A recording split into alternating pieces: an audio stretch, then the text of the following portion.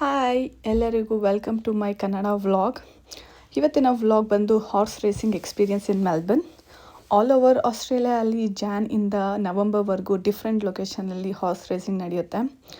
September to November is a peak time for horse racing. November first week of Tuesday every year Melbourne Cup horse racing ನಡೆಯುತ್ತೆ. Melbourne Cup is the biggest race.